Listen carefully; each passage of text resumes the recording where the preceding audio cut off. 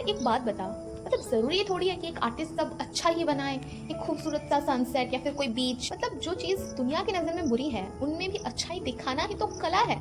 और वही तो हमारा काम है, क्योंकि अच्छी चीजों में अच्छाई तो सबको दिखता है, बुरी चीजों में अच्छाई दिखाओ ना, क्योंकि अच्छाई उसमें भी है। कोई भी चीज 100% गंदा है, पर 100% अच्छा तो हो नहीं सकता, उसकी अच्छाई दिखानी ही तो हमारी रिस्पॉन्सिबिलिटी है, नहीं? Okay, so let me be very honest with you. Every beginner who tries to draw an eye does the same thing. They go straight from the lashes, big, dramatic, beautiful lashes. And then they step back and look at their drawing and think, Why does this look like a potato with hair? because you skipped everything that actually matters. Today I'm painting a realistic eye in oil and I'm going to show you the exact 4 steps I use. And if you skip even one, your eyes will look like it's having an existential crisis. Hello artists, this is Sanchari Sahu, an artist and a mentor, and make sure to be ready with your paper because this video gonna help you a lot. So without any further ado, let's begin. तो यहाँ पे सबसे पहले बात आती है surface की। आप जिस भी सरफेस पे ड्रॉ कर रहे हो उसे प्राइम कर लेना बहुत ज्यादा जरूरी है ऑयल पेंटिंग करने से पहले। यहाँ पे हम बफ कटीज इस पेपर पे ड्रॉ करने वाले हैं। तो अगर आपने मेरी पास्ट की वीडियोस देखी है ऑलरेडी तो अभी तक आपको पता है कि एक पेपर को प्राइम कैसे करते हैं ऑयल पेंटिंग करने से पहले, और अगर नहीं देखी तो जाकर देखो और पता करो यार।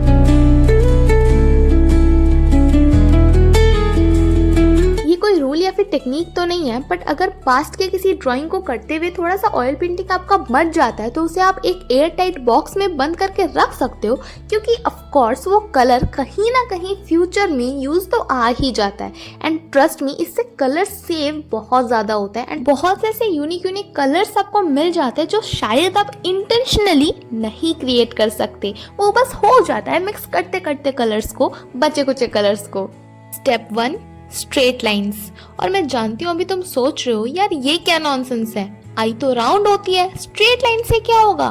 हाँ भाई, राउंड होती है। शुरू से ही अगर आप राउंडनेस के चक्कर में फंस गए ना, आपकी आंखें कम और अंडा ज्यादा दिखेगा। नहीं, अंडे से मेरे को कोई प्रॉब्लम नहीं है, पर आपको हो सकती है। अगर आपकी आंखें कम और अंडा ज्यादा लगे तो पहले ब्लॉकिंग करो, सारी चीजों को स्ट्रेट लाइंस में कन्वर्ट करो। आई नो बोरिंग लगता है, हाँ लगता है, अनग्लैमरस लगता है, बिल्कुल लगता है, बट वो नींव है जो बाद में सब कुछ संभालती है। अगेन ये कोई रूल नहीं है, अगर आप एक प्रोफेशनल आर्टिस्ट हो तो कोई जरूरत नहीं है स्ट्रेट लाइंस में कन्वर्ट करने की, बट अगर आप एक बिगिनर हो तो आई रिकमेंड कि इसको फॉलो करो, क्योंकि कर्व्स बनाने से ज्यादा इजी होता है स्ट्रेट लाइंस को बनाने में। इसीलिए स्टेप बाय स्टेप आगे बढ़ो, सारी चीजों को समझते हुए आगे बढ़ो। Step 2, curves. जब आप सारी चीजों को स्ट्रेट लाइंस में कन्वर्ट कर लेते हो देन बारी आती है कर्व्स की। यहाँ पे मैं ऑयल पेंटिंग यूज कर रही हूँ, डजंट मैटर। आप सारी चीजों को अगर ध्यान से देखो तो सबसे पहले मैंने सारी चीजों को स्ट्रेट लाइंस में कन्वर्ट किया, देन मैं इसकी स्ट्रक्चर को डिफाइन कर रही हूँ कि आखिर मेरे को समझ तो आए कि आंख की असली बनावट कैसी है। एंड यहाँ पे बहुत लोगों को ये लग रहा होगा कि यार मैंने तो यहाँ पे ड्राइंग किया ही नहीं, डायरेक्ट कलर्स किया। दोस्तों, जैसे हाथ से खाने से खाना कहते हैं, चम्मच से खाने से भी तो खाना ही कहते हैं उसे, कुछ और तो नहीं बन जाता। वैसे ही आप ड्राइंग करो पेंसिल से या फिर ब्रश से या फिर चारकोल से या फिर पता नहीं किसी भी चीज से, वो ड्राइंग तब तक रहती है जब तक आप उस चीज से उसके फंडामेंटल्स को ड्रॉ करो। देन हमारा आता है स्टेप 3, जो कि है टर्मिनेटर लाइन। जब आप सारी चीजों को मेजर कर लो, फिर उसको स्ट्रेट लाइन से में कन्वर्ट कर लो, देन कर्व्स भी ऐड कर लो, देन आपका पॉइंट आता है टर्मिनेटर लाइन।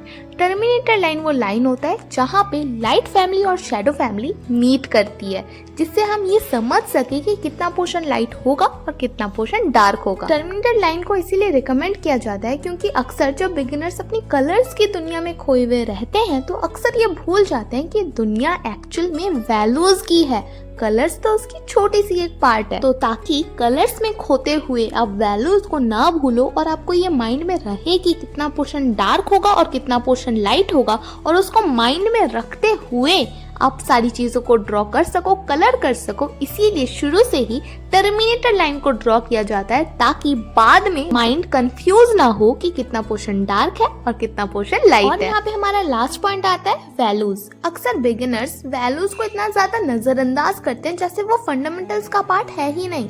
दोस्तों रिमेम्बर, कलर्स फंडामेंटल्स का पार्ट नहीं है। आप रेड यूज करो, ब्लू यूज करो, ग्रीन यूज करो, कुछ भी यूज करो, डजंट मैटर, बट वो कलर जो भी आप यूज कर रहे हो वो कितना डार्क है या फिर कितना लाइट है, उसको आप किस तरह से कंट्रोल कर रहे हो, बैलेंस कर रहे हो अपने ड्राइंग में, ये बहुत ज़्यादा इम्पोर्टेंट है। इस ड्राइंग में मैंने जहाँ जहाँ लाइट कलर यूज़ किया है उसके जगह आप कोई और कलर भी यूज़ कर सकते हो, बट वो इतना ही लाइट होना चाहिए, तभी आपकी ड्राइंग अच्छी दिखेगी।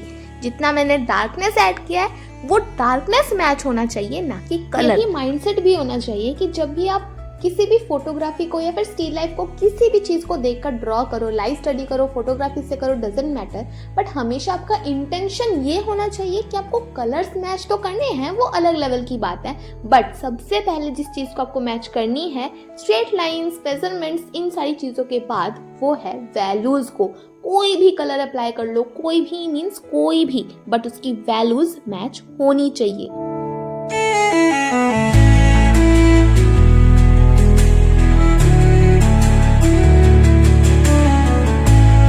So here is the harsh reality. You have been starting from the wrong end. Flashes first, structure never.